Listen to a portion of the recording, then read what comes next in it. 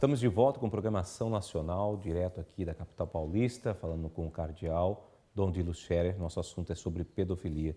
Bem, Dom Dilo, nós poderíamos entrar também numa questão que afeta a igreja, que muito se discute, afeta não, mas no sentido que se discute muito na mídia, que é a questão do celibato. Por acaso o celibato é um problema para o padre? Nesses tempos, com muita frequência, se relacionou celibato e pedofilia com celibato. Eu acho que é uma maneira muito superficial de tratar o assunto. A questão do celibato, primeiramente, não é imposta.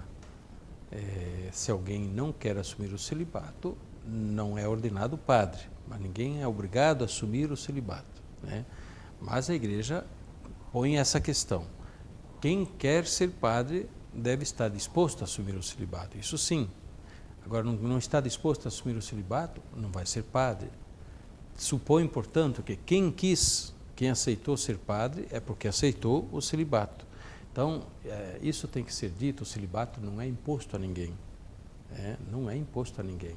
E está muito claro, antes de ser padre, que alguém que abraça o sacerdócio, antes disso já abraçou o celibato. Então não é imposto. Que seja um problema? Bem, evidentemente existe uma questão que pode ser analisada de vários lados. O padre, não pelo fato de ele ser celibatário, ele não sente o impulso sexual, ele sente.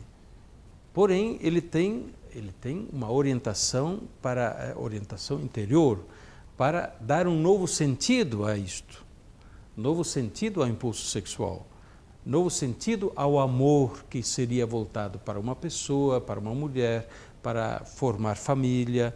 Ele volta ao sentido do amor, não para uma pessoa, mas para mais amplamente para a igreja. De modo que eu quero dizer que quem é celibatário não é porque não sente o impulso sexual. E, às vezes as pessoas se enganam pensando, não, é celibatário porque não podia casar ou não dava para casar. Isso é insulto, né? O padre, aquele que assume o celibato, deve ser capaz de casar, para começar. Aliás, é norma da igreja, no direito canônico. Quem não fosse capaz de casar, não pode ser também padre, né? Não pode ser celibatário. Então, isso tem que ser muito claro para tirar certas dúvidas e certos mitos também. Eu gostaria de perguntar até para o senhor, por que a igreja exige o celibato? Como é que surgiu isso? Vamos explicar melhor isso. Sim, tem a ver com várias questões. Que, primeiramente, o celibato está relacionado com a imitação de Jesus Cristo. Jesus Cristo foi celibatário. Os sacerdotes estão a serviço de Jesus Cristo, sacerdote.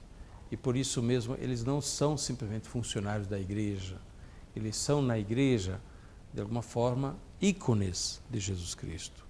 São servidores e, portanto, são imagens de Jesus Cristo perante a comunidade. Também nisso, de sua dedicação integral ao reino de Deus, como Jesus, de sua dedicação integral à boa nova, que não vale só para esta vida, mas vale para a vida futura, vale para a vida eterna. Então, o celibato tem vários ângulos que devem ser vistos. Primeiramente, de fato, o serviço a Jesus Cristo sacerdote. Segundo, o serviço integral ao Evangelho, à causa do reino de Deus. Terceiro, a dimensão escatológica, ou da esperança, né? Esperança, como Jesus diz, no céu ninguém vai estar casado, né? No céu todos serão uma única grande família dos filhos de Deus, e a questão do casamento, da vivência da sexualidade, faz parte da ordem desta criação, ou seja, da vida neste mundo, mas na vida eterna isso terá passado e se viverá de uma outra forma, não da forma como se vive aqui. É a palavra de Jesus no Evangelho. Por isso mesmo, o celibato sacerdotal tem essa dimensão de anúncio escatológico, né? E muito mais ainda, então, o voto dos religiosos, o voto de castidade ou de virgindade consagrada, no caso dos religiosos e religiosas. Porém, o celibato não é imposto a ninguém, mais uma vez se diga isso, né? É proposto, você quer ser padre, o ser padre na igreja inclui isto, né? Você aceita isso, quer isso, você aceita, então é ordenado padre. E a igreja, nesse ponto, ela não está disposta a modificar, a mudar o seu plano de Bem, sacerdotal, em relação ao celibato sacerdotal, nós temos na Nós igreja... fazemos essa pergunta porque assim, Sim. são dúvidas que a mídia também fala muito, se fala muito entre as pessoas e muito entre os católicos também, Claro. em relação a isso. E até campanha fazem, como se fosse uma questão de torcida, né? Sim. Quem é a favor, quem é contra. Quem é contra. Não é questão de torcida. Fazer um dissídio. Não é questão de torcida. Na igreja católica, nós temos também padres casados, nos ritos orientais, no rito bizantino, ucraniano, no rito maronita, no rito greco-católico, né? Nós temos padres casados, né? Naqueles ritos. Mas no nosso rito, o rito latino, que é, em geral, o rito da igreja no Ocidente, nós temos a norma do celibato sacerdotal. E a igreja, o Papa, já deu mais vezes sinal de que esta norma será mantida na igreja de rito latino também. Bom, quer dizer então que essa situação do celibato não seria aí a solução para a questão da pedofilia, como muitos estão se falando, como muito está se debatendo ultimamente? Não, certamente não, e não sou eu quem o diz, são psicólogos que dizem, são sociólogos que dizem, são estudiosos sérios, antropólogos que o dizem, é a estatística que o diz. Basta dizer que a maioria absoluta dos casos de pedofilia acontecem com pessoas casadas, e não com celibatários. Acontecem dentro do contexto familiar, onde não se vive o celibato. Por outro lado, existem casos de pedofilia entre pastores que estão casados, ou na igreja anglicana, na igreja anglicana, que não é católica, mas os padres da igreja anglicana casam, e ali também houve e há casos de pedofilia. Então, a relação pedofilia-celibato é falsa, ela não se sustenta. Uma coisa interessante que eu vi um cientista dizer ultimamente é que ele relatou que existe pedófilos que se tornam padres, mas não é porque a pessoa se é padre, ela acaba se tornando um pedófilo, né? Isso em parte é verdade, porque a pedofilia sim tende-se a dizer que é de fato não só um desvio comportamental, mas também é uma espécie de patologia mental, né?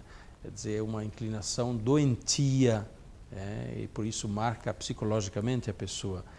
Eu estaria em parte de acordo com essa interpretação de ser uma patologia apenas, porque alguém pode simplesmente cometer atos de pedofilia realmente por desordem moral. A questão da tendência à pedofilia não está simplesmente inscrita nos genes, na questão genética. Não, é uma questão moral mesmo, de comportamento, de opção, alguém que esquece os valores, deixa de lado os valores e faz opção consciente, por um ato indevido, imoral, por um delito. Mesmo aquela pessoa que sofreu uma violência na infância. Aí a gente precisa distinguir justamente, o que eu digo, em parte estaria de acordo, mas é verdade que existem situações em que o abusado na infância se torna abusador depois na vida adulta. Esta é uma triste lógica, né? Muitas vezes o abusador foi abusado na infância, então repete em cima de outras crianças aquilo que ele próprio sofreu na infância.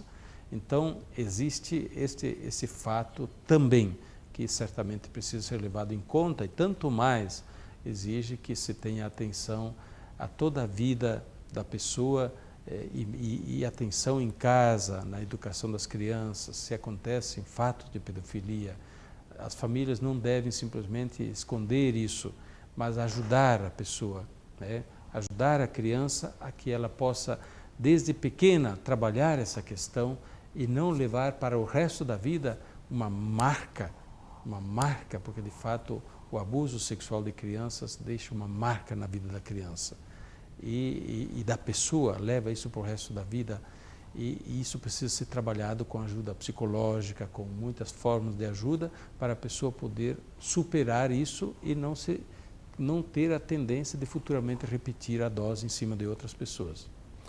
No seu artigo também que o senhor publicou no jornal Estadão, o senhor citou aqui uma coisa muito interessante e ficaria bem, o senhor fez essa pergunta, né? Ficaria bem jogar nos braços de uma mulher, né? Um homem com essas tendências, né? Desenfreadas. Eu gostaria que o senhor falasse um pouquinho sobre isso. Então, quem defende que o problema da pedofilia, dos abusos sexuais sobre crianças se resolve mediante a abolição do celibato, na prática estaria dizendo, põe nos braços de uma mulher que daí está resolvido. Ora, será que as mulheres merecem isso? Eu acho que as mulheres esperam também encontrar um companheiro, um homem digno, um homem de bem, não um tarado para casar com um tarado. Então o problema não é jogar nos braços da mulher para resolver o problema. O problema é encarar seriamente eu digo mesmo, essa tendência ou esse descaminho moral, ou então esta patologia, se de fato se pode configurar assim, e tratá-la como tal. Não é o problema, digamos assim, do celibato ou não celibato que vai resolver. Você está acompanhando o programa Ação Nacional. Nós estamos falando com o cardeal Dom Dilo Scherer sobre pedofilia. Nós vamos para um rápido intervalo e voltamos já.